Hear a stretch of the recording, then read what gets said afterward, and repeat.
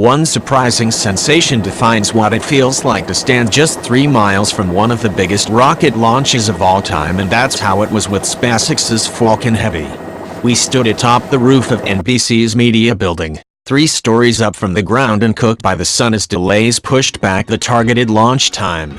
Originally slated for 1:30 p.m. Est, SpaceX bumped it repeatedly until the launch was set to happen just before 4 p.m. Wind conditions were not ideal, officials explained, and worries began to creep in that the launch would be pushed to the next day. Hanging over us while we were waiting was the real possibility that this rocket could blow up. Even the night before, SpaceX CEO Elon Musk said he would consider it a success if Falcon Heavy didn't damage the launch pad. If it were to actually explode, we might have to move, and fast, to avoid flying debris. But then the wind turned. With 15 minutes until the Air Force's designated launch window would close, SpaceX decided to begin the final countdown. 10 seconds before the launch, the reporters gathered around NASA's Kennedy Space Center fell silent. All eyes were glued to the gleaming white, 23-story tall rocket in the distance as the clock counted lower. 6 seconds to launch, a plume of smoke burst from the base of the rocket, billowing out from the pad as kerosene fuel powered up the motors.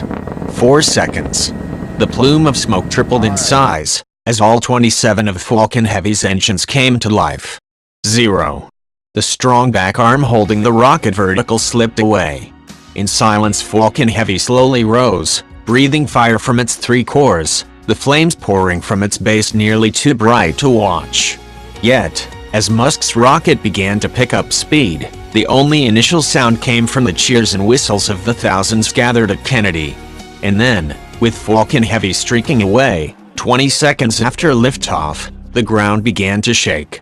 The lens on our video camera rattled as it captured the event live on television.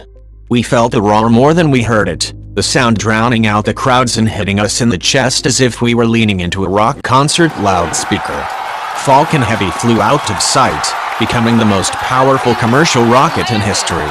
Silence returned across the area as onlookers strained to follow the rocket's next stage, the ambitious return of the 2 side boosters that SpaceX hoped to land a few miles south of Cape Canaveral Air Force Station. Within minutes, they appear, 2 bright lights, ripping back through the Earth's atmosphere.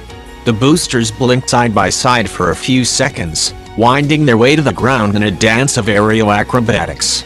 Again, silence, as the crowd waited for the results.